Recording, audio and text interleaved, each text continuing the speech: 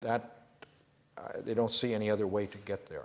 Okay, now I'm open to other questions. Thanks.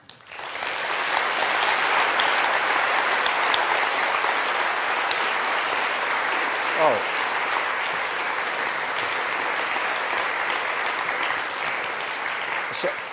Sorry, one final comment. I never want to emphasize this nuclear stuff, but I just keep getting asked about it. My fundamental message is not about nuclear power.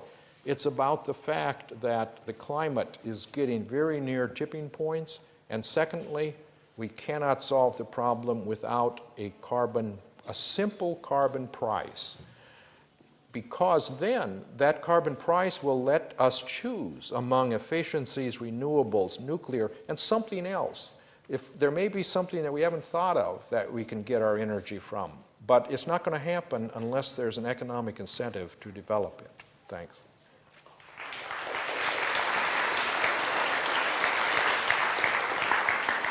Jim, thanks very much for that talk. I'd like to ask a question in 3 parts, if I may. One is the burning of biomass when we have a chronic problem with food security and soil carbon levels, and whether the algal synthesis couldn't be scaled up in time to overtake the 3rd and the 4th generation biofuels. The second part is when you talk about renewables, could we perhaps look at regional hubs for manufacturing, minerals processing, the whole dirty end of the supply chain, and then look at places like Australia, South Africa. In Australia, we know that we can scale up solar thermal energy. We're pretty damn sure we can scale up geothermal, and we've got a very good marine energy source. And then the third point is on the nuclear side. What about nuclear fuel leasing in Australia, really monitoring I'll say uranium for the time being, going out around the world. We know where it is, and then ultimately bringing back the spent fuel rods for safe storage in Australia. But then also, what about thorium? Because my understanding is that can be scaled up now as well and isn't very easily translated to weapons-grade material. Okay, so there are several topics there. The one about biomass. Yeah, you have to be careful about biomass. In the United States, we have a terrible political decisions that have been made which are causing us to use corn to make ethanol. And if you look at the total system, we're actually not gaining anything with regard to reducing carbon in that system. And we're using up farmland which should be used for food. And that is causing then the use of more, well, it's causing an increase in food prices all around the world. But there are marginal lands which have been degraded, which can readily be used to grow biofuels in a way that would be helpful. In some cases, it's actually just reforesting and leaving it there. But you could use marginal lands and grow, again, not a monoculture, but crops that can be used for biofuels on land which is not appropriate for food production. And then, as I mentioned earlier, if you burn those, use those biofuels in a power plant that captured the CO2, that's one of the ways which we can use to get back below 350 parts per million in CO2. Another of your questions was about, well, you know, I didn't mention the fact that Australia is actually very well situated in a number of ways. For its, if any place can develop solar thermal for electrical power and close to baseload power, it would be Australia, because you've got all this desert area and your latitude is low enough that you've got sunlight essentially all year long. So, you know, if the government would get behind that, I mean, the truth is, right now it's expensive, so it'd have to be subsidized. But if industry knows that there's a rising carbon price, and if you have some government support, I think that is an option which should be looked at. And as an alternative to nuclear power, I frankly am skeptical that it can provide the level of, but there's certainly plenty of sunlight in the Australian desert, so it really should be looked at very hard, and I think the government should be supporting some trial development. At the same time, Australia is very well situated for nuclear power. So the fact that major cities are along the coastline makes it possible to site a nuclear power plant on the coastline where it can get ocean water for cooling. And the thing about nuclear is it just burns, you can't turn it up and down during the day as the demand for electricity varies. But in Australia, there's a need for desalinizing water. And that nuclear power plant, during the times when you don't need it, all of the energy, you can desalinize water. Or you can make hydrogen. I think that in order to have the options available over the next decade or two, when it will become clear, Australia doesn't agree now that they've got to stop their coal, but they're going to agree, I can guarantee you, within a decade or so, because the climate change will become so strongly apparent that it's going to become imperative. And you need to have those options on the table, so you should really be investigating them. There was another part to your question. Thorium, yeah.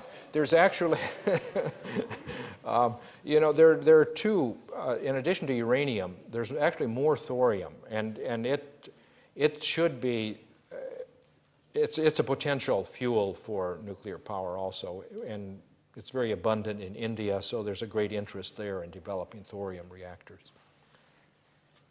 Next question. Yes. This is Richard McGuire. Thank you for your presentation. It was a very, very good case on the need for a carbon price that's increased. However, I wonder if there's, when you said the options for having it come in, it didn't seem that you were very convinced that those were really going to have any realistic possibility. The government, talking with the government, the courts, or the public protest all seem to be pretty weak. So is there another option that you see, or is it the case that you feel that those are not very strong? And the second question is that it appears to me that your projection of the need for nuclear power in industrial countries, particularly like Australia, Germany, so forth, the United States, is assuming that we're going to have the same or increased use of electricity in the future as today, where we are wasting an awful lot of the electricity we use today. It seems to me there could be a case that using a lot less of it overall in the total country, not just per capita or per dollar of production or something like that, would make quite a difference in the need for electrical energy. So it seems like you're moving towards the nuclear option being included is assuming that we will not revisit our lifestyle, our production, everything else. Okay, so So there are two implied questions already, so let me answer those. Actually, I think there is I'm hopeful that the public will understand the difference between cap-and-trade and fee and dividend.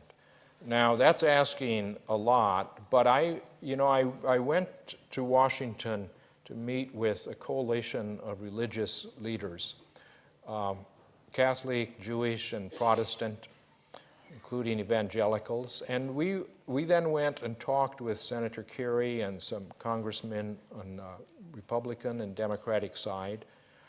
And we're going to put forward a simple people's climate bill, which will be the fee and dividend approach, or fee and green check approach. it makes so much sense, and everybody privately says, yes, that makes much more sense than cap and trade. Well, of course, cap and trade has the banks behind it, and it's got the fossil fuel industry behind it.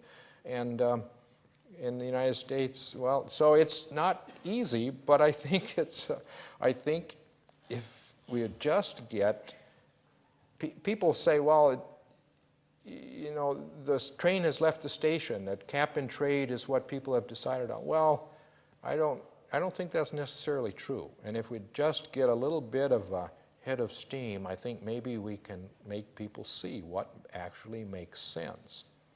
Now, the second thing that you were bringing, was, yeah, of course, I'm assuming, everybody's assuming, as Amory Lovins showed, energy use and electricity use doesn't need to increase exponentially, but to get it to decrease, there's a lot of potential in energy efficiency, but it's the clean form of energy. Electricity is a clean form of energy, and we're even going to have to probably move our vehicles more toward electricity, either hybrids or fully electric. So it's hard, so there's a great need for electricity.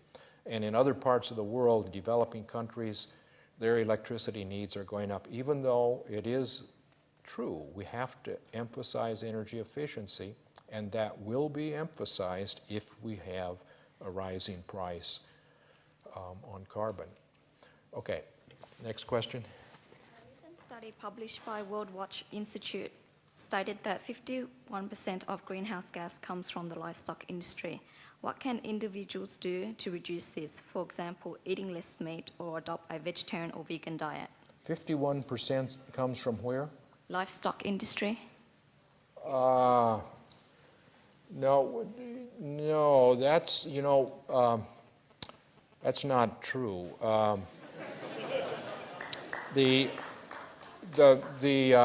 We know we're measuring very accurately how much CO2 is being put in the atmosphere by oil, coal, and gas. And that almost all now of the increases in atmospheric greenhouse gases are CO2 from fossil fuel burning. Now, it is true that agriculture and landfills and leaking pipelines and things put a lot of methane in the atmosphere, but methane has almost stabilized in its amount. We could gain something. We could actually get methane to decrease if we would reduce the agricultural emissions, the landfill emissions, and the coal mine, the amounts that are, they're actually, some of it is just released to the atmosphere in oil mine, in oil fields. Some of it is flared, but it's these other trace gases are important, and the agricultural and actually agriculture, a lot of the oil and gas and coal are used in relation to agricultural activities. So if you meant the CO2 that's used in the process of farming and things, it is a significant fraction of the fossil fuel use, but the farming process does require energy. It's just that we're going to need to find something other than fossil fuels to power the vehicles. Is the next question? Dr. Hansen, Frank Waller, first of all, thanks very much for coming to Australia. There's a couple of things questions that I brought up there during the presentation. Number one was we heard mentioned a couple of times 350 parts per million as being the figure that we needed to stabilise the climate. But later on you talked about other factors influencing the climate. I just was wondering if you could clarify how the 350 parts per million per million of carbon dioxide would stabilise the climate. The other part, the other thing that drew my interest was that we hear a lot about the negative consequences of potential climate change, and yet one of the graphs you showed there was the graph going back to the dinosaur era 65 million years ago, Now, I was taught at school that they died out due to climate change caused by a meteorite or an earthquake or something or other. I forget what it was. But as the end result of that, I think mammals arose, and hence we're standing here having this conversation. So perhaps you could mention any of the positive consequences of climate change. The other thing that drew my attention was. Okay.